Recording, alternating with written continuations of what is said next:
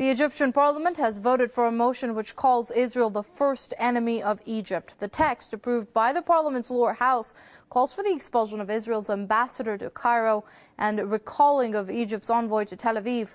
Lawmakers also voted for a halt to natural gas exports to Israel and called on the government to revise all of its agreements with Tel Aviv.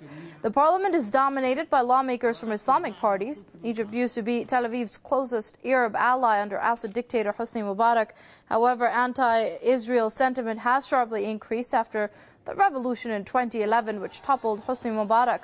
Last year, protesters staged several rallies outside the Israeli embassy in Cairo, some of which turned violent. Well, joining us from Idaho via Skype is the co-founder of the Crescent and Cross Solidarity Movement, Mark Glenn.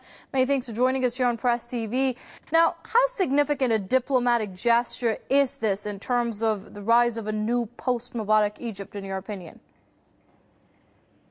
I'm sorry, can you ask that again? We had a slight technical problem with the audio. I couldn't. Right now, how significant a diplomatic gesture do you see this as being in terms of the rise of a new post-Mubarak Egypt? Oh, I think it's extremely important. Generally speaking, throughout history, whenever countries cut off diplomatic ties with each other, that basically says, we don't want to speak with you anymore.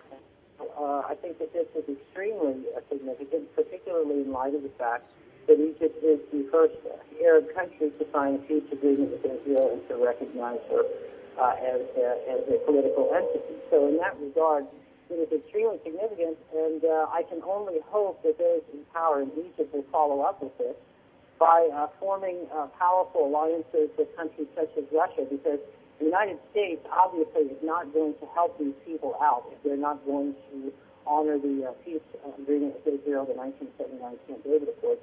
So I think that this is an extremely hopeful trend, although we also have to, at the same time, be concerned about what Israel is going to do, because this obviously gives Israel all the excuse that she needs to wage war against Egypt, with the goal of reclaiming the Sinai Peninsula, which she considers to be hers anyway. Right now, with SCAF ultimately making all the decisions, how far is this going to go, especially considering SCAF does dance to Washington's tune due to millions it gets in aid? Well, it will dance to Washington's tune so long as it doesn't have another big friend in the region that it can depend on. So, as I said, if Egypt is able to form any kind of a practical and profitable alliance, say, with Russia, then things would be markedly different. We would see all sorts of changes taking place in Egypt asserting herself as a sovereign Arab country in the region.